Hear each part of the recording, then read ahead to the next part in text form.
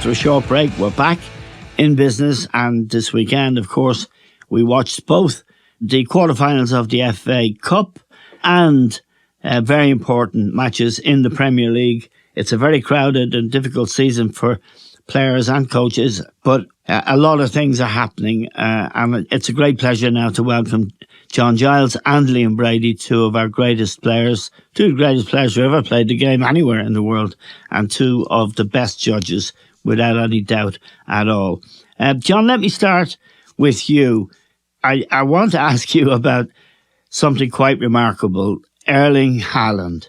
He scored 2 hat-tricks, one against Leipzig in the Champions League and one at the weekend. It's unbelievable what this fella is doing, isn't it? I just want your take on it. The record goes back to the 1930s. It's held by Dixie Dean, who scored 60 league goals for Everton. And all three of us would have grown up with the word, knowing who Dixie Dean was. He was a true legend. Yeah.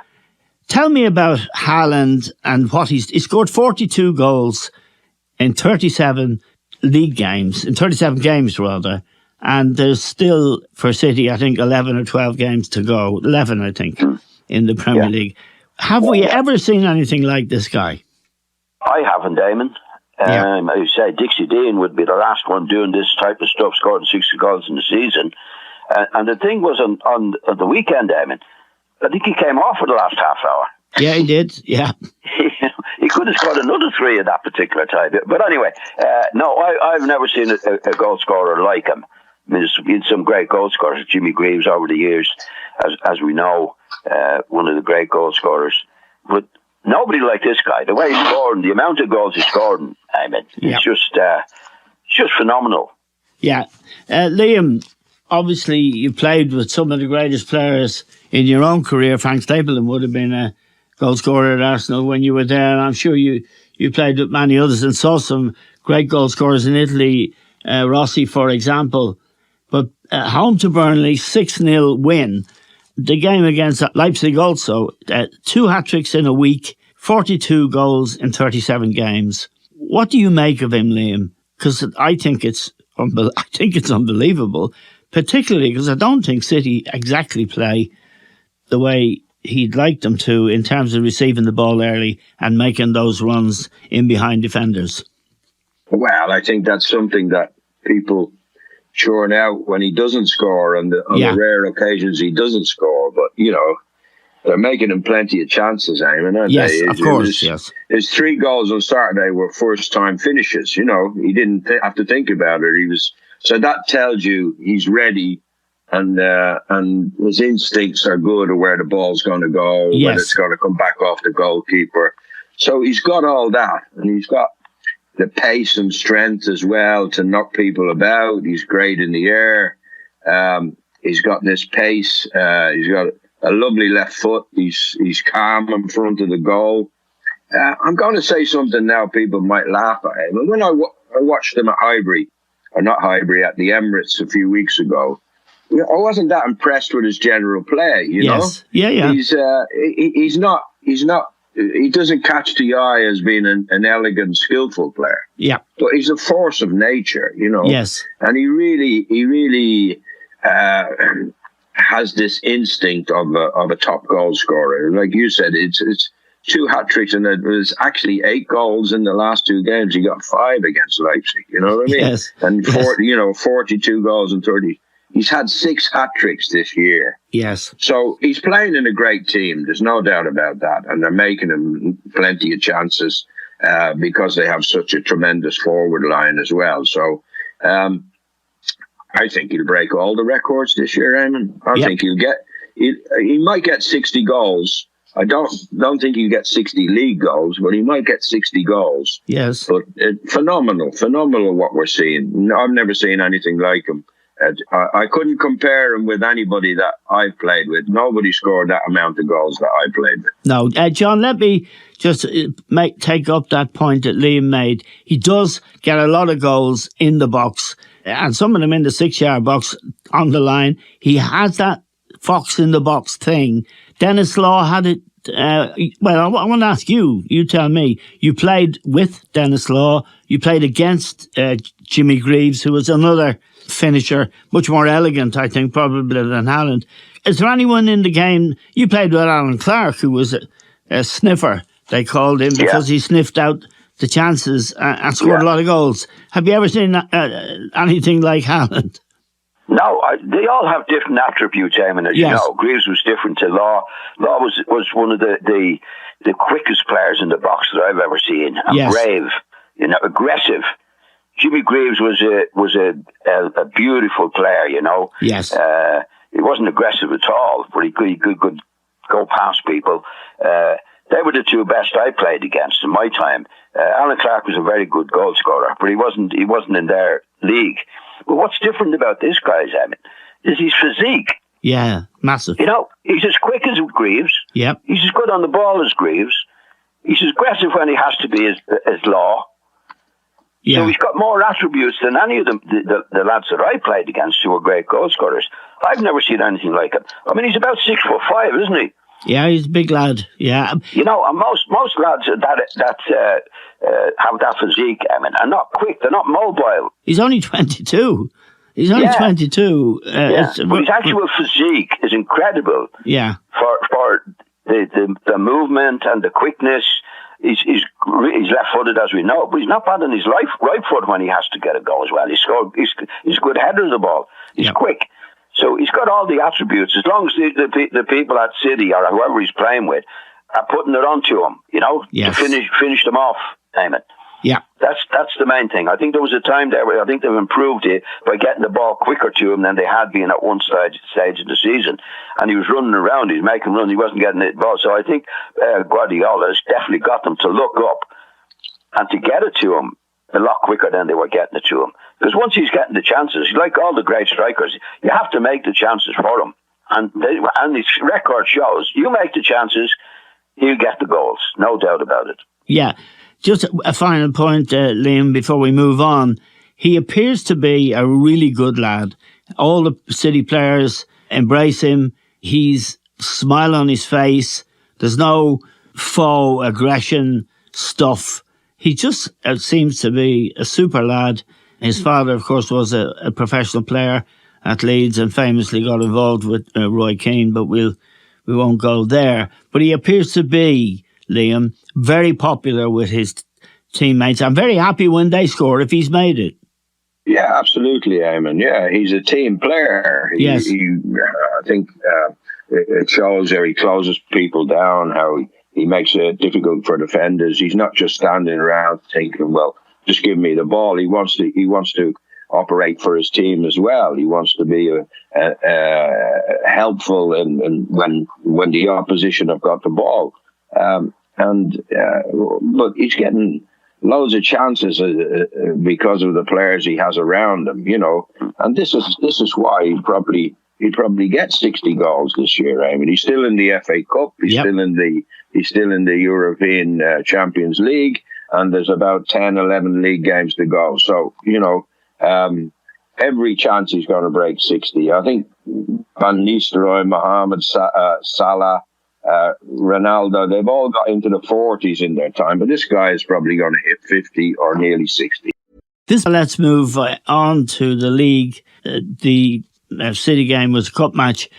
John, the league now is definitely crystallised into a two-horse race, Manchester City and Arsenal. Arsenal 8 points clear. City have a game in hand. What do you make of this race, John? Because my own feeling about it has kind of moved.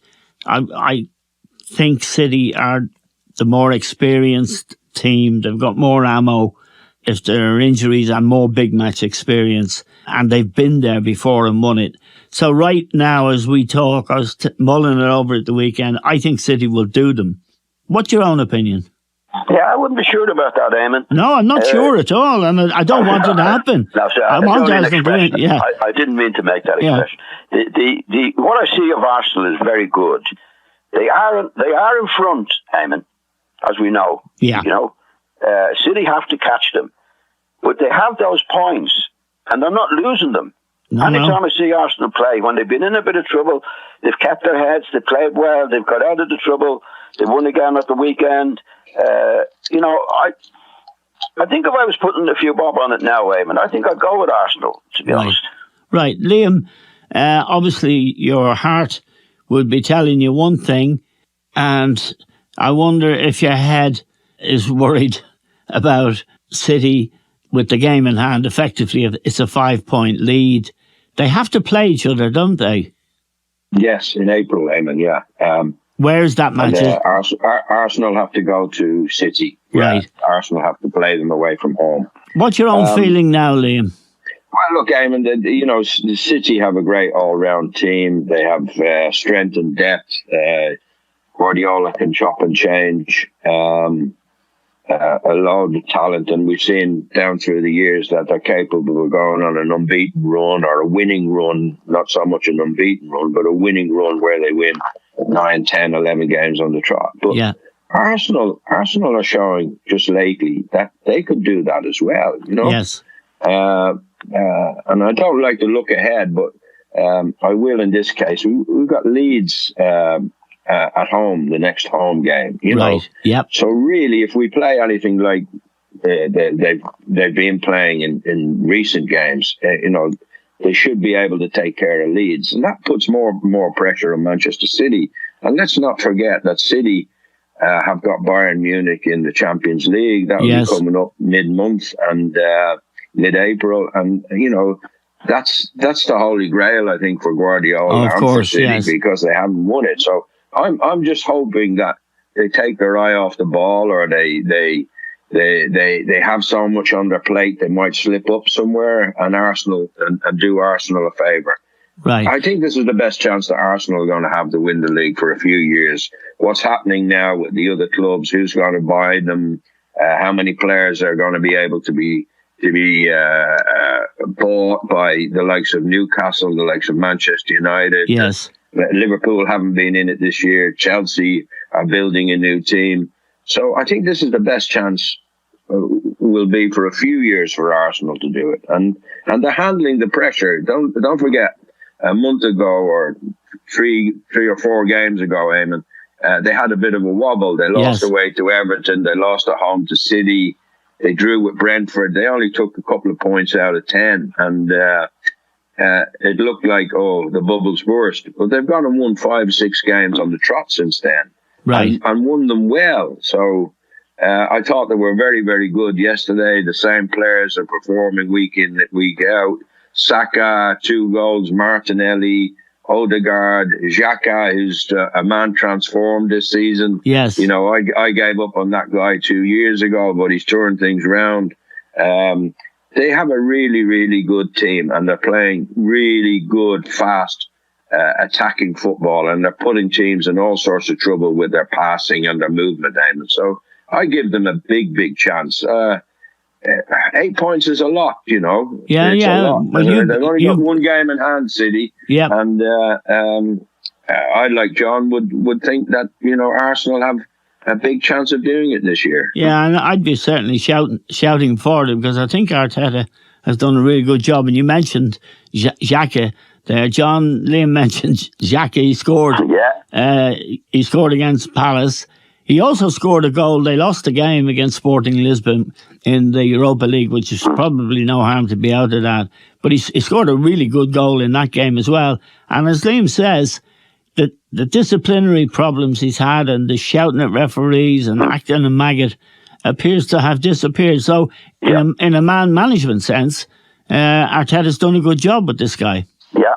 As long as he keeps doing it, Eamon, when they get under pressure. Yes. I'm still a bit wary of him and Gabriel to do something. I hope they don't, for Arteta's sake. But I think it's still in them. But the run they've had, they are getting better. There's no doubt, and they're getting more mature in the matches they're in because of the young side. So obviously there's a lot to do, but I think they're capable of doing it. Right. Now, Liam, I'll ask both of you, of course.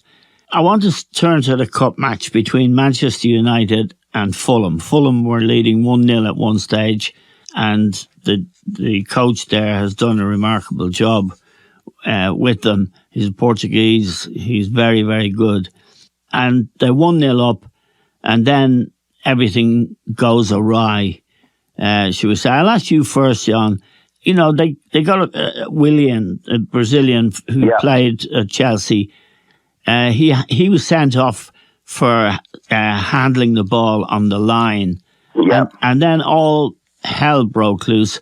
Mitrovic, who was a bit of a headbanger anyway, he got sent off as well. The coach himself was sent off. And he's not one of those guys who'd be jumping on referees' backs. He's a calm and composed man.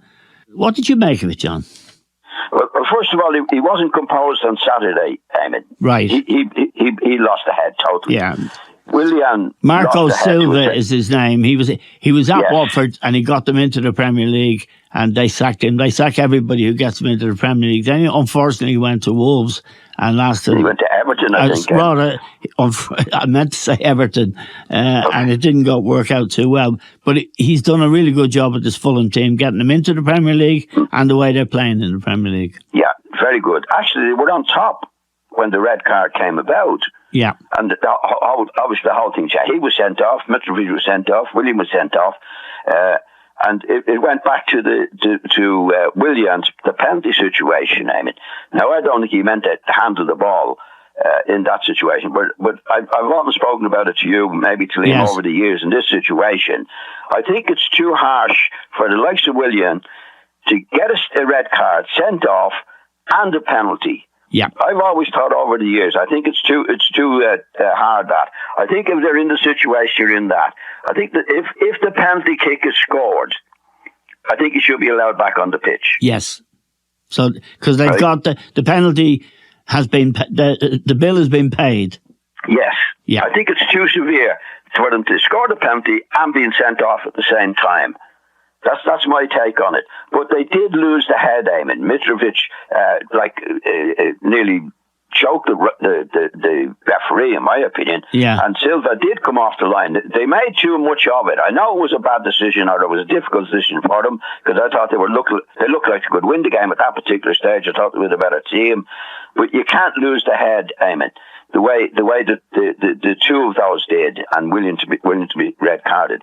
And I was just reading this morning that the referee had Marco Silva and his team have had the referee in the last few weeks. Yeah, he mentioned and some really bad decisions went against them. So I think they lost. They did lose the head. There's no doubt. Now it was very difficult for them because I don't think it might have been a penalty. But I thought it was very harsh. But they did lose the head, and Manchester United took advantage of it, Eamon, from then on. Yeah, the referee's name is Chris Kavanagh, and he did name check him, actually. I watched on television, and Marco Silva did name check him. They've had him several times this year, and hasn't worked out very well. Liam, your take on first of all, on John's idea, which I think is a good idea. It's a kind of original thinking that makes sense, and yet it never happens in soccer. Well, it was harsh, wasn't it, Eamon? The fact that the Man United scored a penalty and Fulham are down to 10. Yeah. But the rules are the rules, unless you change the rules, the referee faces no option. I disagree with John. I thought it was the deliberate handball. I thought he stuck out his elbow when Sancho struck the ball at goal. And Silva got involved with the referee before he even made the decision. He was only looking at the monitor when Silva went over to him and started to remonstrate with him. Maybe, as John said, it's because there's a bit of history there, but that was silly, Yes. And he sent him off. He shouldn't. I think the rule is you don't go near the referee when he's looking at the monitor. Proper order, yeah. So he's off. He's off straight away. William knows he's going off. He's pointing at his chest saying the ball hit him on the chest, which quite obviously didn't. And the other fella, as you said, is a headbanger. He could get sent off, 3 or 4 times a season, Eamon, with arguing with referees. And I thought the referee was spot on. Gave him a red card. He came over, started pushing him. Bang, you're off. So Fulham had 90 seconds of madness. Yes. From and the manager began with it. How can that Marco Silva have a go at Mitrovic for his behaviour when he's behaved like that? Right. It's they were on top. I have to say that Manchester United are getting away with a few things lately. Yes. They're not playing very well, particularly in defence, and they seem to have to go a goal behind before they wake up. So it's a little bit worrying if you were a Manchester United fan whether they can get over the season with finishing in the top 4 or maybe winning the FA Cup and things like that. I'd be looking at that Manchester United team saying, well, they're not anywhere good enough to win the league. Oh no, they're not. I'm not talking about this season. I'm talking about maybe next season, Eamon. Unless they get better players in. Absolutely. I mean, that Weghorst is still there, and no, I totally agree with you.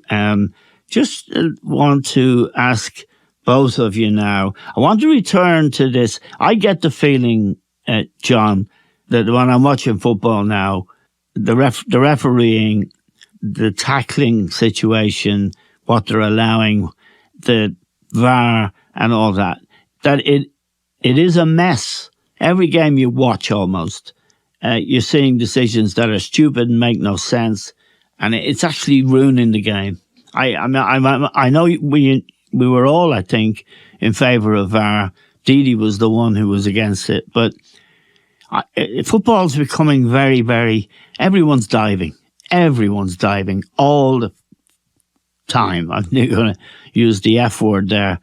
There's too much diving, too many bad referees. VAR isn't working properly. It is materially affecting the game, John. I would argue. Well, it is. But I mean, the issue on Saturday with Fulham and Manchester United wasn't VAR at all. No, I know. On this occasion it wasn't, but I think it's driving... Well, in lots of occasions. I mean, VAR is a thing that should be done properly. It hasn't been done properly. But I think there's lots of things happening in the game, apart from VAR. It hasn't, I must say, it hasn't worked in the way that it should be working. But there's lots of other things involved in it that it's making it very difficult for referees, or referees making it difficult for themselves. I mean, the Fulham Manchester thing on Saturday, this was a red card to Willian. Mitrovic is sent off. The manager sent off. It's all over the place. And you see players going down aiming now is another part of the game. Yes. Like, if you brush up against them, they don't hold in their face. They want to get somebody sent off. They want a penalty. It's all that carry on at the moment, which is it's down to the players, you're saying, and it's down to the coaches. It's down to the players and the coaches not behaving themselves. Well, a lot of it is, Amy. Yes, right. A lot of it is to behave properly. I mean, you see players, every time I see a match now, somebody runs by somebody, gives him a little elbow. He's down on the ground, wants to get the game stopped, and all that carry on. And most of the time, in my experience of football, very few players went to the ground, Eamon. Yes. And got the game stopped for something on, unless they were injured. Yeah. No, you see them going now, the hole in the head, and then before you know it, they get a bit of treatment and they're up running around again. Yeah. No, it's just ridiculous, and it doesn't make it easier for the referees. They have a difficult enough job anyway. Liam, just to go to you on this, I played the game for 17 years at a lower level than you guys, but still in the championship for a good team. I don't recognise the game now at all, from the players' behaviour to the hopelessness of the referees and to the malfunction of VAR. And it really, really upsets me and surprises me. I would say, Eamon, you have a selective memory because the game is covered now by cameras, and if you were playing for Millwall, now there'd be cameras at your match. They'd be shown the highlights. They'd be shown the goals. They'd be shown referees' bad decisions. So the referees are really, scrutinised far more than the referees were no better in our day, Eamon, than they are today. Hang on a minute, some of them couldn't even run around the pitch, when we were playing, and you get these egos that some of them had, like Clive Thomas and people like that. these referees are under scrutiny now, okay? And they have a difficult enough job. And I think VAR has made it better for them. Right. You know, like, for example, if a player goes down holding his face, they have a look at the camera. He's not been hit in the face at all. Yeah. And he can get a yellow card. I think VAR has helped the game enormously.